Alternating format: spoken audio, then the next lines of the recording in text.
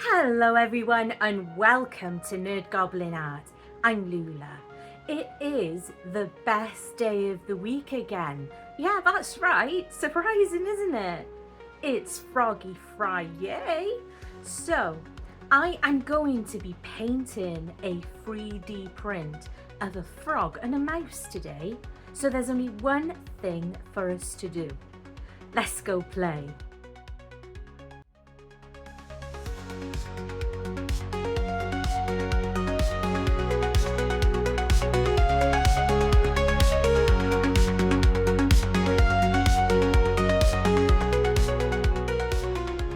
Okay, so as I said in the start, I am going to be painting a frog and a mouse.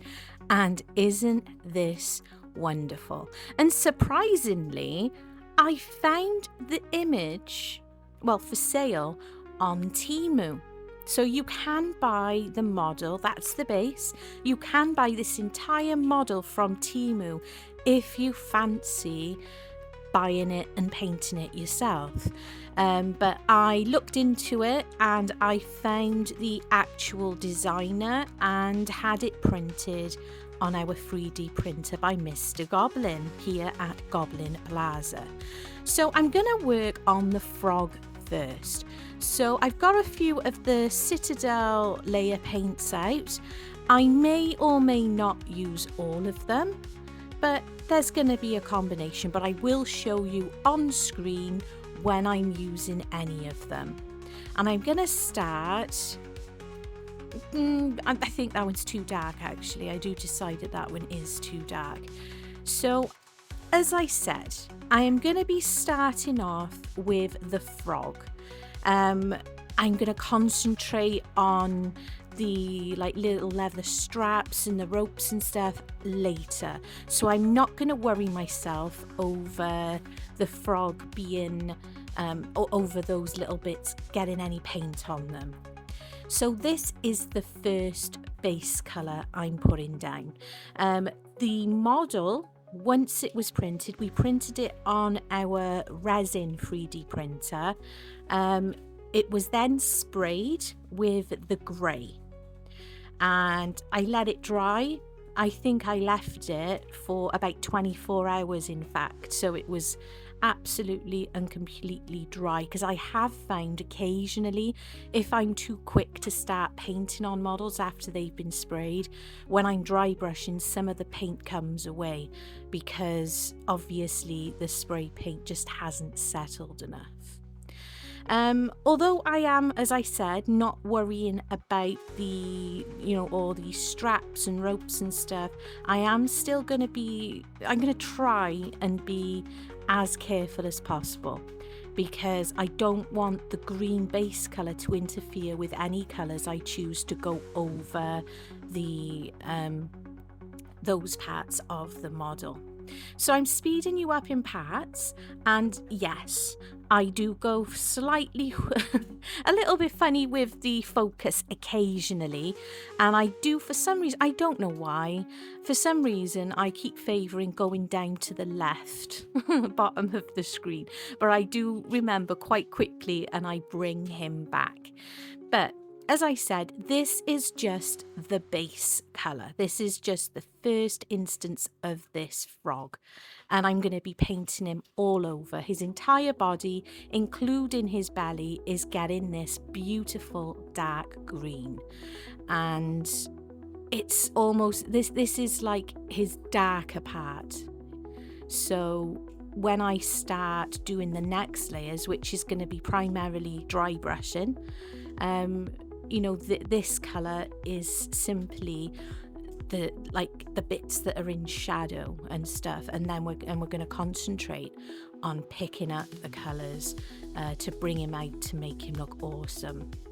So I've also painted the leaves. They were in the same green. There are leaves on the back of the mouse and a few leaves sticking out around the saddle, and also on the base, and I have used the same green for all of those, and that is this green. And I'm not even going to try and pronounce that name. So the next green I'm going for is Goblin something. I need Mr. Goblin to really be here and helping me pronounce the names of these colours. So this brush is specifically for dry brushing. You don't need, it's not necessary to have specific brushes for dry brushing. But if you do have them, they are worth it. You know, you can get some really good quality ones on the market these days. But if you can, all you need is a good brush that you feel comfortable with. I have seen brushes that look very similar to this one. This is an Arrtx Opus brush, and they sell them specifically towards the small world, the Warhammer 40k kind of audience. Mr. Goblin he is definitely as bad as me. He is a brush snob, so he has a few sets, and this is one of his older ones that he very kindly gave me. I'm not allowed the new ones apparently, but he has let me use his tile as well, so I'm, how lucky am I? So dry brushing. What is dry brushing? It is what it says on the tin. It's this brush. You can see a little sponge down there on my desk, and it basically had the tiniest little bit of dampness applied to it. You don't need one of those sponges to accomplish that. You can very carefully dip it into the edge, the very tip of your brush into water, and then rub it down on a cloth or tissue. And you add the smallest amount of paint, and then you can rub it off. I'll use a combination of my very well used kitchen roll, which is down there, and even my hand, and you will see me brushing off onto my hand occasionally. And then you do as I'm doing. You just brush over into the areas, and what you're doing is letting that small amount of paint pick up on the details. It is really a case of, it is simple once you learn your amounts of paint required. It's why I brush off the paint onto my hand much of the time, because I can tell on my hand how much paint is possibly in the brush. I can get a bit more and gain a bit more control that way. But it is a case of being really, really particular with how much paint you are getting on that brush, then wiping off slightly. Once you get that, you can practice. Once you get that, watch. I know it's slightly going in and out of Zoom. I do apologise for that, but I'm just moving my water jar because it seems to be wanting to concentrate on that. So can you see there, with this lighter green, I'm just picking up on the smaller details, and that really works. It is, I think, a lot more simple than people think, because so many people say to me, I can't paint like that.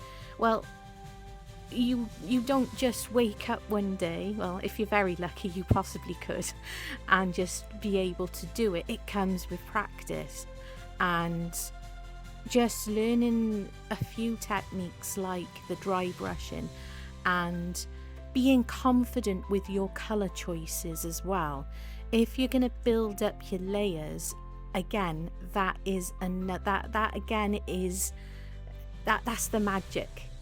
Once you understand the power of the colours and working from the darker colours to the light, because these are acrylic paints, don't forget, and acrylic paints, they always dry darker than they first appear, so it's worth letting them dry in between, and it's worth knowing your paints as well. If you can't afford to get all the different colour paints, because, you know, let's face it, paints they can be expensive. The Citadel range isn't terrible, it really isn't, but I mix it up. I'll use like regular paints that you know would usually potentially need for painting on canvas. I'll use them on models. If I don't have the colour sitting there within the model painting sets, I'll just use regular acrylic. But you can make the colours. It's not hard, you know. You can, you know, if you haven't got the lighter greens. This one is Knurling green. I like Knurlings. You should look them up, they're pretty cool. So that's Knurling green. So if you haven't got the lighter greens to work with, all you need to do is add yellows and perhaps whites to your darker greens, and practice, work it out, what you fancy. But when you do start really getting into painting models and such, you do find that you do start buying all the colours. All the colours. I will, though, create a video very soon on painting models with just the bare essentials, just the bare colours, and we'll see what we can do. And I think that would be a really cool idea, especially if you're perhaps interested in this, in painting model, because it doesn't have to just be models like these, like the 3D prints and such. It could also be that you're getting into, say, eco resins, and you want to paint what you create. So I think that would possibly be a really good lesson and, bit of experience, something for you guys to learn. But let me know in comments if that is something of interest to you. And I absolutely will get that done, because nothing gives me more joy than painting. Resin gives me joy, but painting is and always will be my first love. It really is. So putting on this lighter tone of green, it is giving me a few more options for highlight, because this isn't the final highlight. I have a different green as well that I want to use, and what this lighter green's gonna do is allow that other green, which we'll do in a little, to really pop. So you'll see it once I do it. You'll get it and you'll understand it. And I'm just trying to concentrate these lighter pops on like the tops of his eyes and on the ridge of his nose and around those areas and on those leaves, which that mouse, I absolutely love that mouse, is wearing like a little cloak. Isn't it awesome? Isn't it absolutely awesome? Now, this range is from Lord of the Print. I will not only link the model you can actually buy from Temu if you don't have a 3D printer or access to one. But I'll also link, because if you do have a 3D printer or know someone that does, I will link the file. So if you are interested or love stuff like this. Now, when I saw them, I was like, straight to Mr. Goblin. And I'm like, oh my God, look at these models. And yes, I saw them on Temu first, and then we did a bit of research and found the actual, people that design them and such, and we have joined their Patreon, because you do, and I believe it, you do need to pay to have the files. They're not free. There's loads of files on other subjects and stuff that you can get for free, but these particular ones you do have to pay for, and that's fine because they design them, they make them. This one doesn't have a name, it's XV something, and it's more of a goldy brown, and I just want to start introducing that for a different idea, a different thought on the belly. Well, we're not going to essentially see much of his belly, no, but I like doing a thorough job on my makes. So this is just the start of giving slightly a goldeny type tone with that green underneath, which I think works really well. Yeah, so I was saying, so we done some research. We found out who the designers were and stuff, and we're paying a patron because some of the stuff that they produce is absolutely gorgeous, and it is right up my street. This is whimsical awesomeness. And I did say to Mr. Goblin, well, is this for a game or something? But it's something more to do. It's something more like D&D and stuff like that. But I don't play stuff like that, but I absolutely adore artwork, and having, being able to put your artwork into 3D like this is just awesome to me. And as I said, right up my street, I absolutely adore stuff like this, and I'm very excited about doing a few more of the models. And there's lots of frogs. There are so many frogs. Yeah, so that's why I was excited. I thought, show you guys this, and if any of you are getting into it or already into it, it's awesome to share, isn't it? It really is. I'm using that same brown just to go on the bottom of these leaves as well. It's quite evident that those leaves are more the, skeleton type, been on the floor for some time. So this is just the start of those leaves, and we'll build up a little bit on those as well. And just because this is the base, it doesn't mean it doesn't get as much love and attention as the rest of the model as well, because it all needs to tie in and it all needs to look beautiful. And what I'm doing here is I'm just getting right on the edges of the leaves that are on the saddle and on the mouse. And he's also got something that's like scrolled up there as well, and just giving the belly another go over, just because I want the colour just to pop out a little bit more.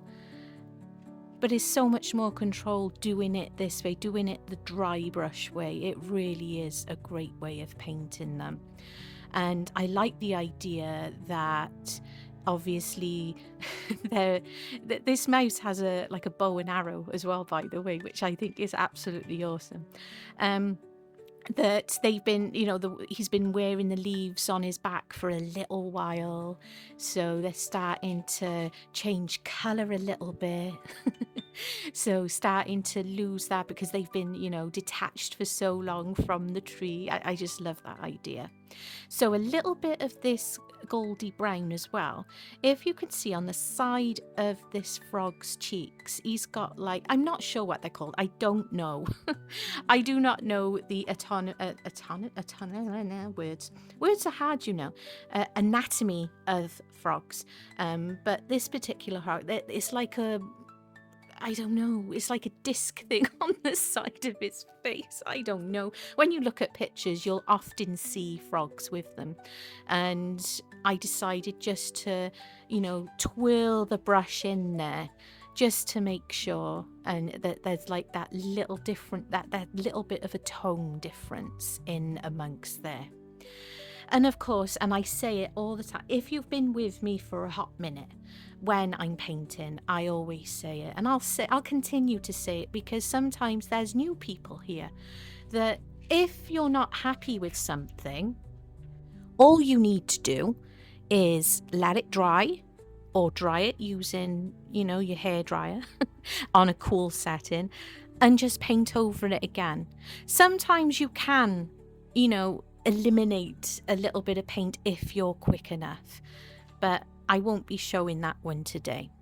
So I didn't have the green in the Citadel range available. It was actually empty. Oh my goodness. So I have grabbed one of these new paints I've got from Peebo. In the UK, these have just recently become available in my local Hobbycraft. I've not seen them before, in all honesty, not like those ones, and I started buying them recently to try out with actual painting on canvases, and I've been enjoying using it. But this particular green is perfect for doing this. Now, not just a few moments ago I said to you about using another like a brighter green on top of the lighter green highlight, and that is for this. I still wanted to have a kind of magical element about it, because of course it's magical. There's a mouse sitting on a saddle, racing through the forest on a frog.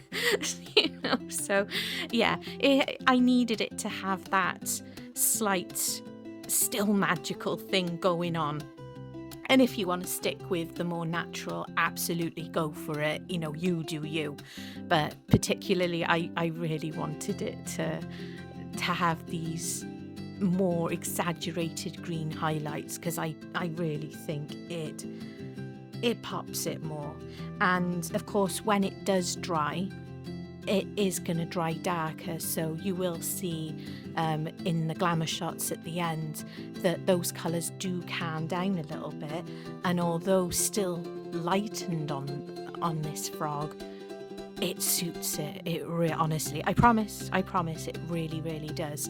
And as you can see, I'm going for the same kind of areas that I did on the lighter green highlights, and that is on the bridge of his nose, on the tops of his eyes, like the elbows and the sides of his thighs.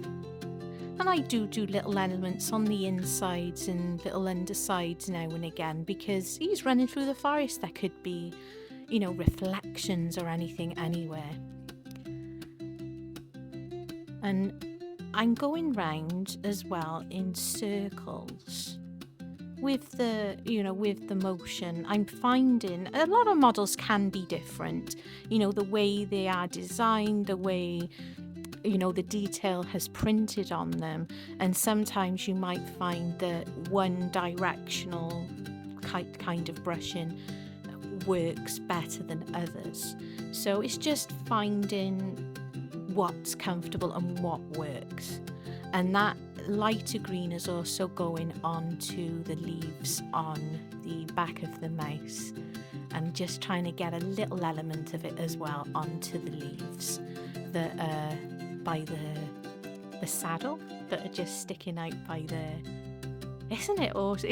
I'm just blown away by how awesome this model is. I just love it.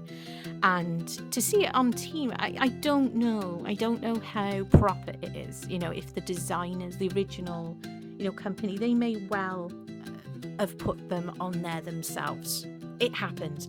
I know that some companies do put their actual resin molds onto Temu as well, because it reaches more people.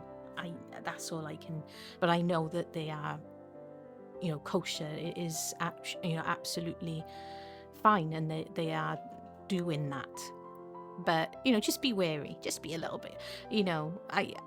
I don't want to steal from artists. I was asked if I would make a mold out of this, and I said no. I'm not into pinching other people's art or income, but if I have got permission to do it, obviously I will. I do pay for the patronage, and I believe we opted, there's tiers of levels, so you can purchase the patronage and just basically print them, or you can print them for commercial purposes. I could print up a bunch, paint them, and I could put them on my website or my shop, because I've got the permission to do so. So always be wary of things like that. I know everything's expensive. It really is. I get it. But try to think that, somebody created this as well, and they have to pay their bills. So I'm really, really happy with that. And I'm going to go back to the Rhinox hide. Now, the Rhinox hide is a darker brown, and I'm going to be using that to base on the tree and the bottom of the base itself. It's a really great colour.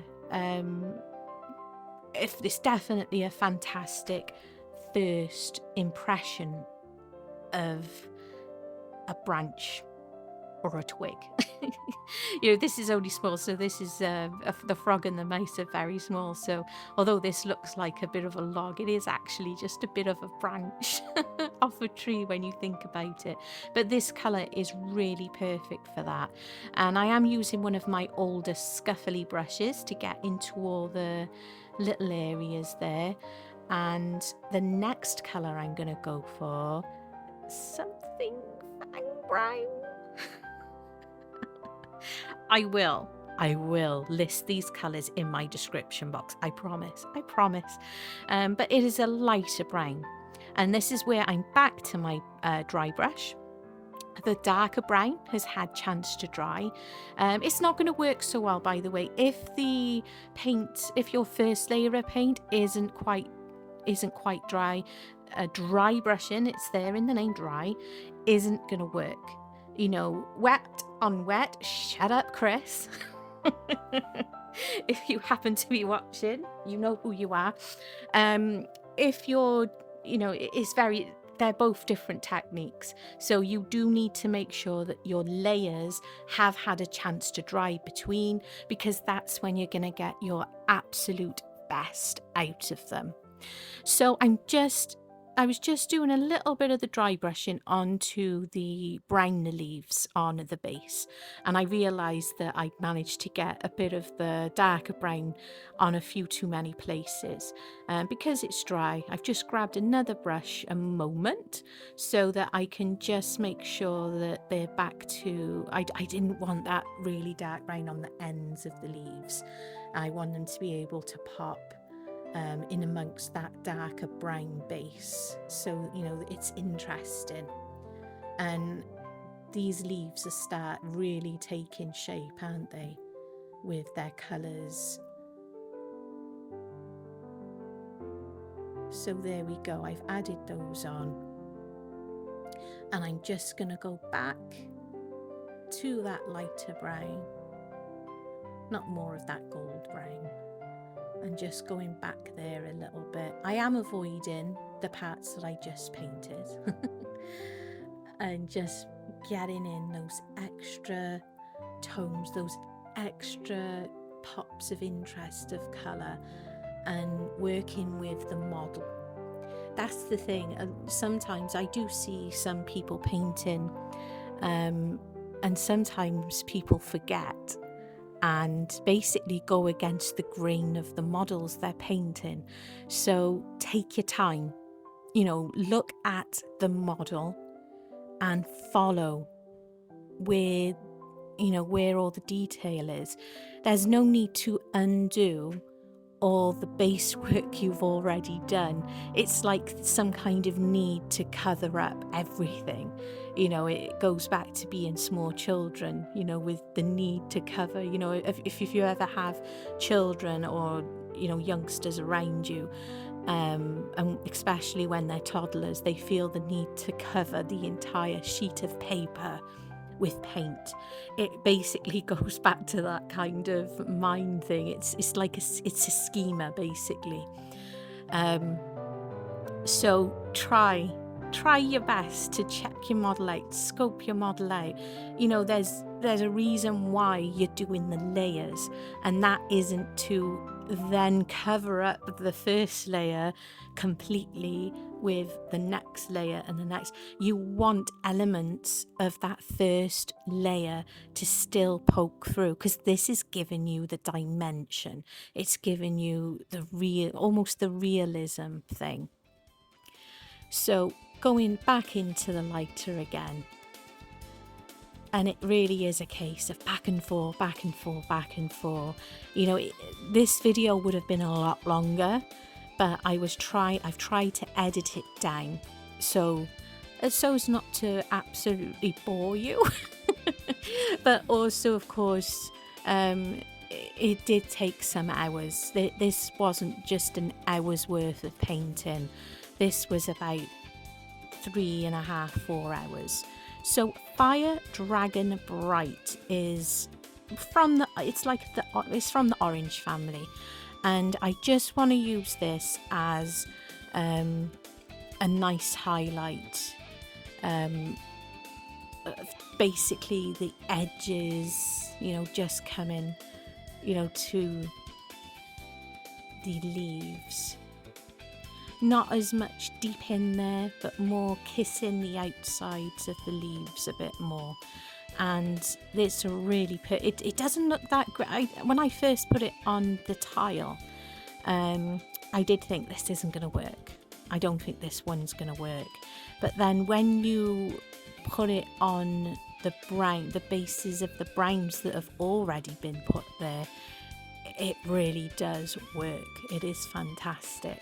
And I have to admit, I did have to be very, very careful here, because I enjoyed the colour so much. I didn't want to overdo the colour as well. But there's very little of the paint on my brush. As you can see, when I'm brushing it off onto my hand, more's going there. So yeah, really pleased with that. You know, and it is worth sitting back, and that's what I just did. I know the model went slightly out of camera shot, but I do need to look at where I've painted as well. So I'm moving the orange, that bright dragon orangey colour, just kissing the edges of the leaves that is you know, again, that's on the saddle and on the back of the mouse. And this is where I think it really starts giving those leaves life. Really, really, because it's just on the tips. Just on the tips. That's what she said. Yes, just on the tip. And see there? I'm just going boop, twisting, push down and twisting. And it's really great. It's just picking up bits of the paint onto the detail of the leaves and giving a really lovely bit of colour in there. Check that out. Isn't that wonderful? I love stuff like this. I really do. So much texture, so much fun. So if you have stuck with me this far, I truly appreciate it, because I'm aware that my Froggy Fridays generally are only around half an hour long. But I tried, and there wasn't any way for me to whittle this video down any further without cutting out loads, and you guys deserve to see as much as possible, especially if you're learning and you want to learn. So thank you for sticking around, and also thank you to my subscribers. I appreciate all of you. Oh, look at the colours. I really do. I truly appreciate all of you. I appreciate the likes, the comments, the shares is really great. And if you're not a subscriber, please consider doing so. It is absolutely free, and all it does is it helps my channel be seen. You know, those algorithms, they pick up on stuff like that, and then more people will be able to see what I'm doing and what my channel's about. I also have a membership, and that is $3.99 a month. That is just one level. I don't have any split tiers, and that entitles you to at least one sneak peek. Well, not a sneak peek. You get one video early a week. I did poll it, asking if my members wanted to have early access to all videos or if they were happy with one, and the poll said that they were happy with just the one. You also get access to the NERDGOBLIN albums, the music that I created for the channel over the last near year. And you also get sneak peeks. I'll pop up pictures and stuff like that, things that I'm up to, just things like that really. So it's fun. It is nice, and anything that I make just goes straight back into the channel. Now this yellow colour, it was really, you can see it's really loopy. It's been sitting there for some time, but it is going to have a good mix on. We've got one of those paint bottle vibrator things. I don't know what they're called. So this is going to be the final highlight, so to speak, of the leaves. And it's just those fine, is where the autumn leaf, I say autumn leaves, it could just be any leaf that's fallen, it doesn't have to be autumn time. But it's just where they're, just coming from their really crispy state. And I really like this yellow on the edges of the leaves on the frog, on the saddle of the frog and of the cape of the mouse. It really does give it that, something special. And it kind of, at the same time, it also separates the greenery of the leaves from the frog, because that was, it was a little bit of a concern of mine going in to paint this. Now, I've been painting miniatures for more than a year now, and it's Mr. Goblin's fault I got into that. But this is kind of like the biggest miniature, so to speak, that I've ever painted. And I did feel a little bit, I can't think of the word. The word's gone. The word has disappeared from my mind. Just like that, fluttered away. This is what fibro does to you. But I was intimidated. Oh my days. So I did feel a little intimidated because of the slightly bigger size of the model. Now, it seems silly to say, doesn't it? But because I do paint on very large canvases, but it's different. It is different painting a model. We're back to the Rhinox brownie one. It is very different painting on canvas to painting something that's 3D. Obviously, you can use, the skills are interchangeable, when you start learning and picking up the skills. Yes, completely interchangeable. But when it really can be intimidating when you've been used to painting something that is maybe, I don't know, an inch tall. With the Warhammer guys, to painting something like this. Pretty intimidating, but you sit back and you plan it out. Don't just go straight into it. As I said at the beginning, I'm starting with the frog. I'll do the ropes and the little pouches and all that stuff. That's gonna be last. I also decided that, look, when I started painting in this first base for the saddle and such, I realised, yeah, absolutely, the mouse needed to be last. I decided that I wanted the mouse to be white because of all the greens and the browns and the goldy browns, yellows and orange. I wanted him to almost contrast. So the mouse is going to be white. Yeah, could have done him brown, could have done him wherever, but I wanted him to go to really contrast against the earthy colours. So that's where we're going to go. Now this dark brown is absolutely perfect for the base. And now I'm moving up to the lighter brown to start popping out some of those details. He's got like a little satchel. It's so cute. And he's got a rolled up blanket. Bless him. I'm sure he looks after this froggy. I bet he does. So the lighter brown, I'm just, as you can see, just tapping along. This isn't for dry brushing at this point. It's just having a good amount of the paint onto one of the smaller brushes and tapping it, almost tiptoeing across parts of it, because as I've said continuously, you don't want to take away your layers. You want your base, the darker colour, to work for you, and just have a few of these highlighted brighter browns. It gives the idea that there's a little bit of wear and tear going on, that they've been travelling for some time, and that the colours, that the sun or whatnot is really picking up and grasping on some of that leather. and working your way up and introducing perhaps that dragon orangey colour that really gives the impression as well of the wear and tear. You know, so popping that in certain areas is a really good idea. There's also these acorns. Oh my goodness, there's little acorns attached to the back. Oh my gosh, it's so cute. It's so cute. Sorry, it's cool. It's cool.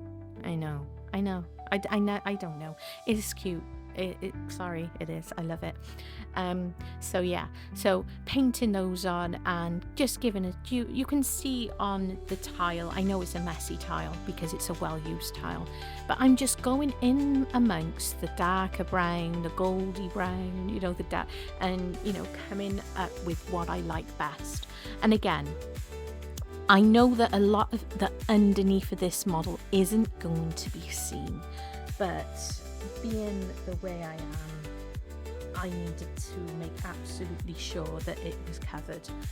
And, you know, people do pick up things like this and look at it and turn it upside down, you know, look at it in all directions. So that's what I think is important, to make sure that you do, you know, cover all those areas. And again, it's just looking, stopping, moving it around and seeing where else does it need that interest, that little whisper of interest, even though it's really small, and you know, you just have to do that. And again, it's patience. So what is Froggy FriYAY? Froggy FriYAY is a collaboration, and it was started by Karen of the Dragon's Cave and Lisa Girl in the Garage, helped by myself, Tim the Bass Resonator, and Gert from Gert Creates. I have linked them all in my description box below, so please do check them out. They have fantastic channels. Everyone is so different and gives so much to the community in that way.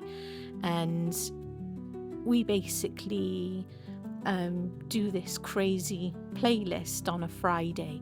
You know, people from all over the world coming together on a Friday to create something frog. It is fun, it's entertaining, and it's getting each other seen. It's helping each other out, which is really cool. So please make sure that you do check out the playlist, which is linked below in my description box. There isn't really a time frame. There isn't on what you create. There are so many artists taking part now, but sometimes the videos do overlap, but that's fine. It's a Friday. You can have the weekend or the following week to watch everybody's videos. So there are no time limits, although lots of creators seem to have started putting them into like a half hour spot. But as I said, I could not do that with this model. So I'm just going over now and I'm checking to make sure I'm happy with all the highlighted pieces. And there is some metal on this frog. So, well, I say on the frog, there is the teeniest, tiniest buckles. Where that mouse got those buckles from, who knows? But there are buckles, and that is on his around by his mouth, by there, and it's so tiny, blink you miss it. But as I said, it's important to me that those little details are there. You could have gone goldy brass, anything like that, but again, I wanted to go for contrast, just as I want to go for contrast with this mouse being a white mouse.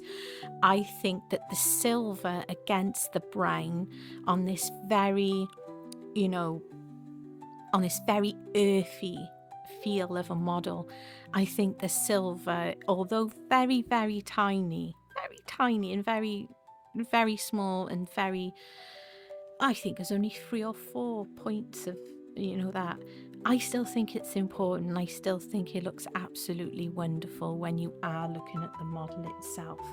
those silver little pops in amongst the natural colours just really do look wonderful on there.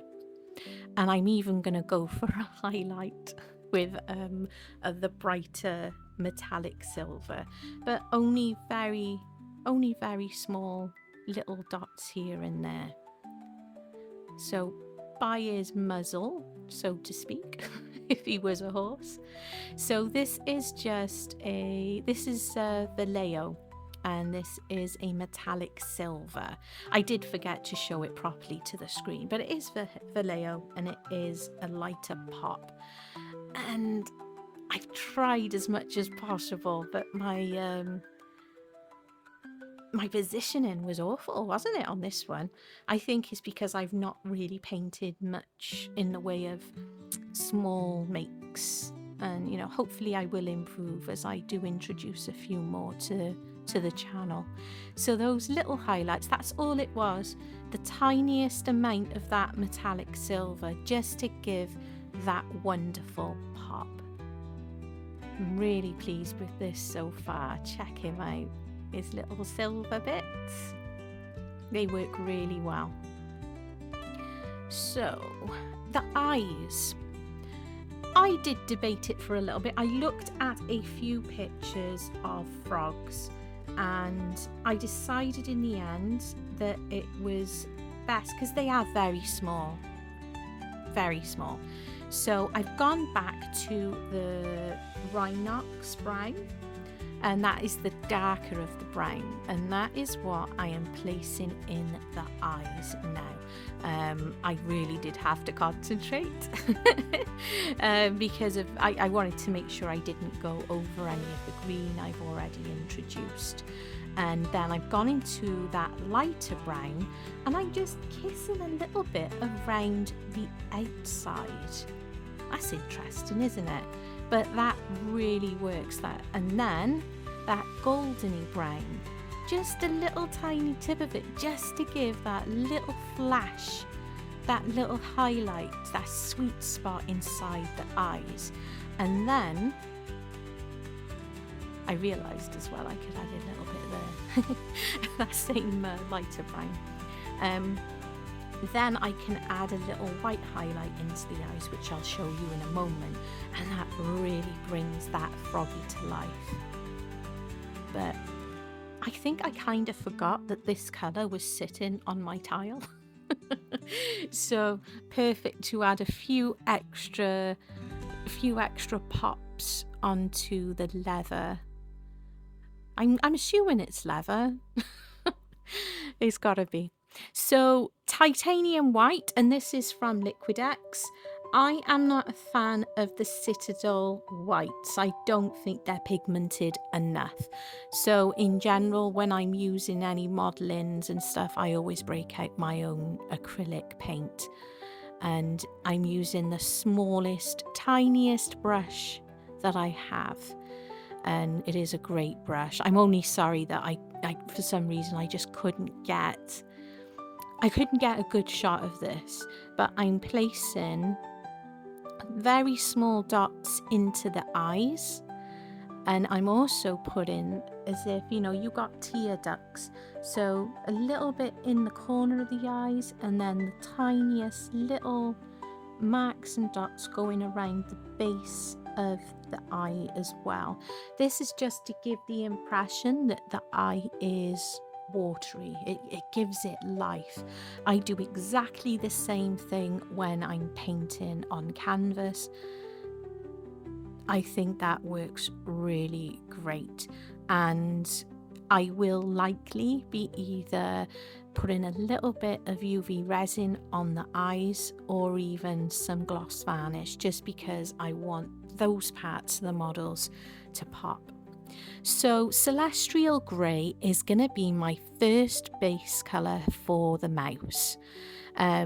Yes, it's been sprayed grey, but it is a slightly different tone, and I'm going to paint all over the mouse with this one, and then I'm going to highlight with dry brushing, and I do have a dry brush small enough for this, surprisingly. but it really is quite simple. It really is. It doesn't have to be complicated. It only has to be as complicated as you make it.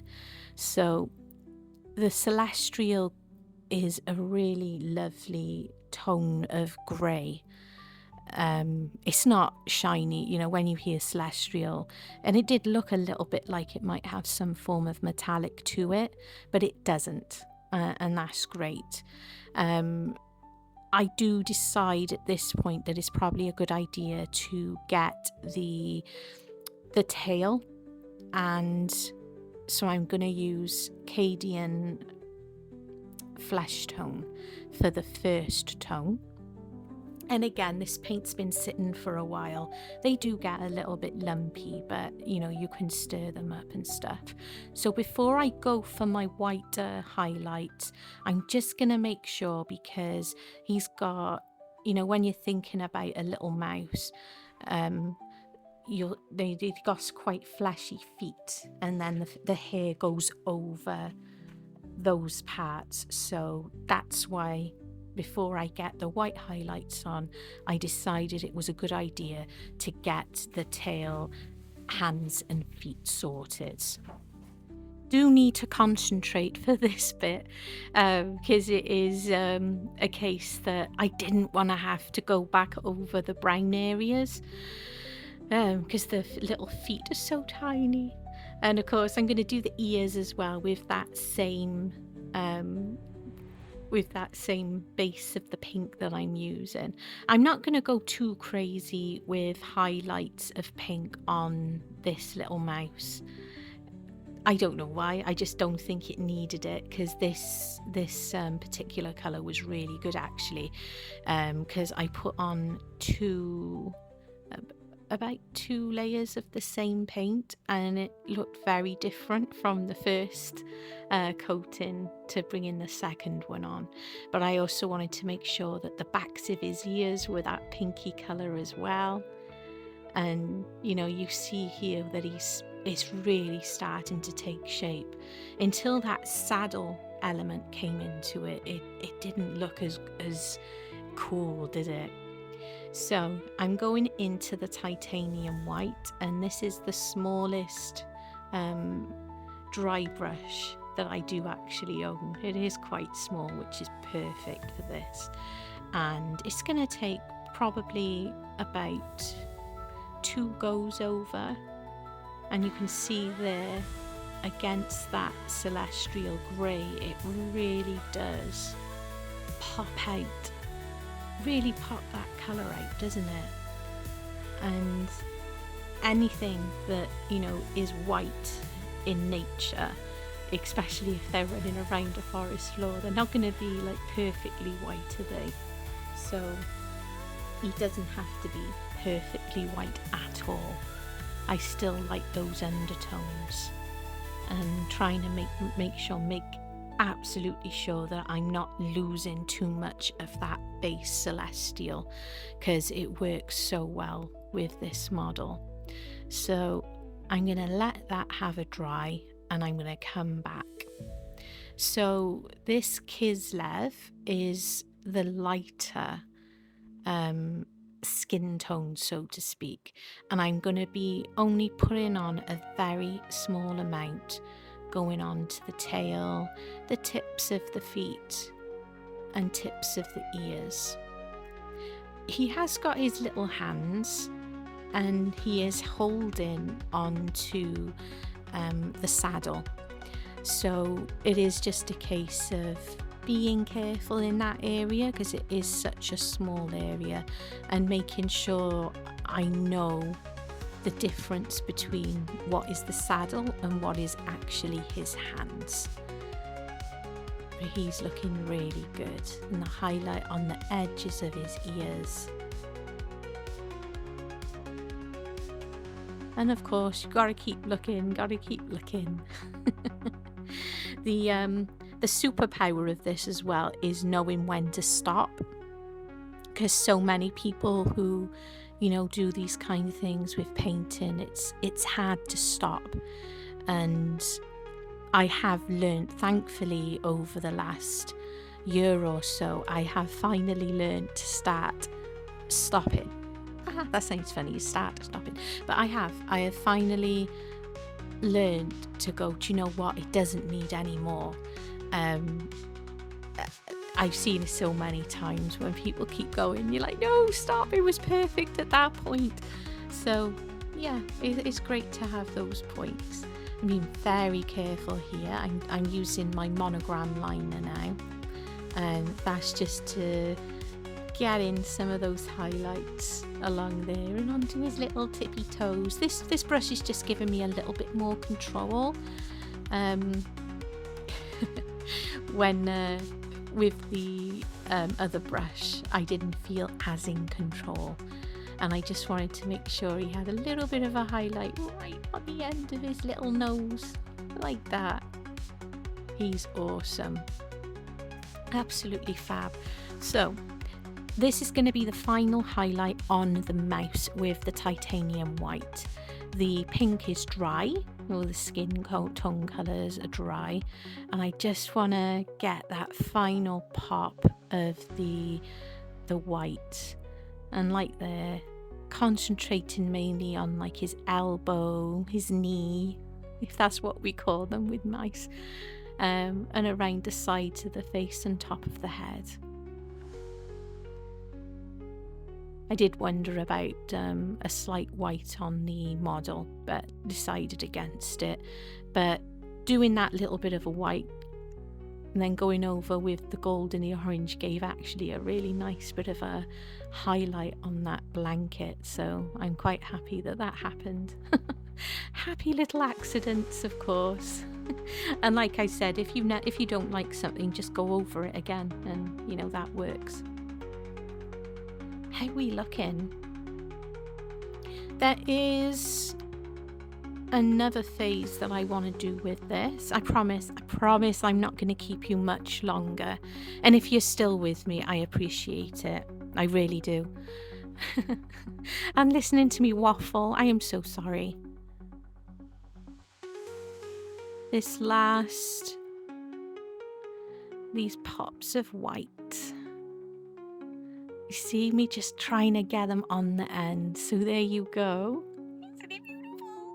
So got some Mars black out, and I'm just as carefully as possible. The only reason I got the Mars black out is because that darker brown had completely dried up by now, and there's not a lot left in the pot, so that's the only reason. So a little bit of the Mars black is perfect for this. And it does take concentration because his eye is so tiny. But I want to make sure that this little guy's eyes have a little bit of life in them as well. And I will be popping in a tiny white highlight, just a simple little bit of dot into his eyes. I would love to have been able to give him the same treatment as the frog, with the little lights, like white highlights, like around the bottom of the eye and stuff. But this eye, his eyes are way too small for me to be able to do. I even struggled myself just for that, getting the little white highlight in. So as you could see there, I went back to the Mars black just to tidy it up a little bit, because I didn't want his eye to be like massive white spot in there. Really didn't want that. I wanted it to be a really tiny point of colour in there. So trying again, and this time I do manage to get what I was after. You could accomplish it by using perhaps a cocktail stick, but because I'm using my brushes, I knew that I knew I could do it. So that's gorgeous. So this is magic. This is bottled magic. This stuff, you basically paint over elements that you've already painted, and I don't know, how do I explain it? It helps it look weathered. almost. It makes it look like it's been there for, you know, for a little while. If I could have painted the entire model with, I could have painted this over the entire model. It basically grunges stuff up, so to speak. And the best way to use it is you can paint it on, and as with many of these citadels, the more you put on, the darker it's going to get. So it was only one coating that I felt the need to put on this.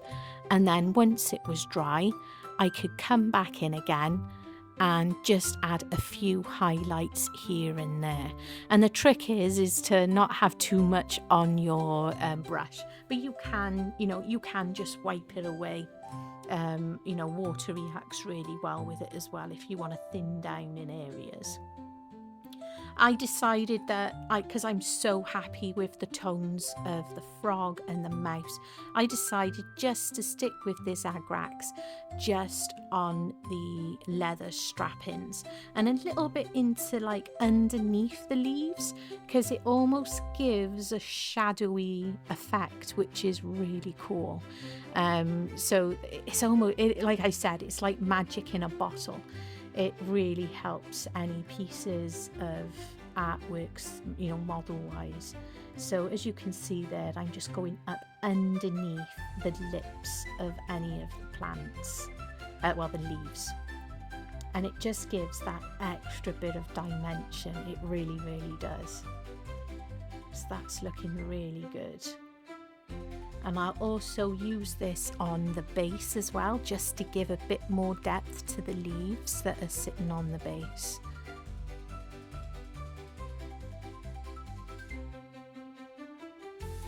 Just like this. See, I'm just going underneath. I almost wanted to give it the impression, almost like a wetness as well. It's not glossy, but it does give, it gives off like an effect, almost like a worked effect type thing. I don't know how to describe it. So I'm just putting it in certain parts because I know that it's going to give a really great texture look, which I like. So there we go, underneath, and I'm even going to put some in the middle of this leaf because it's been sitting and perhaps it's rained a little bit. So there we are. And now that the Arrtx is dry, I'm just going to the lighter brown again, well, the more the goldy brown, and here and there just adding back a few highlights, and this really does give it depth, right, proper magical depth, in my opinion. You know, you may not agree, but I think that it really does work for this. Just going around, and I know it seems like you've undone something that you've already achieved, but honestly, when you see these things in person, the camera doesn't always pick up, you know, what I can see with my own eyes. It really is worth that little extra bit of work with placing over and then just going back in to add some extra highlights. And it's so worth doing what I'm doing, is really going around looking at the model and thinking, does that need anything else there? Does that look a little bit too plain, too bare? So yeah, and always twirl them around. Always twirl them around. I was just adding a little extra highlight onto the mouse's flesh there. Oh my goodness. I am pretty blown away. Check that out. It's the first time I've ever done anything remotely like this. And I have glued the Froggy to the base. I just used the Loctite super glue that I like. And he's done. I nearly dropped him. Have you met me? I nearly dropped him. I hope you're inspired. I really hope that you are. And I'm blown away. Honestly, I'm not being big-headed. I have never painted anything like this before. And to push myself this way, I'm really, really stoked. I'm really, really pleased. So I do hope that you're inspired, and I hope that showing you doing it in layers, it's possible. It really is possible. Please check out my description box below. Stay beautifully weird. Love you.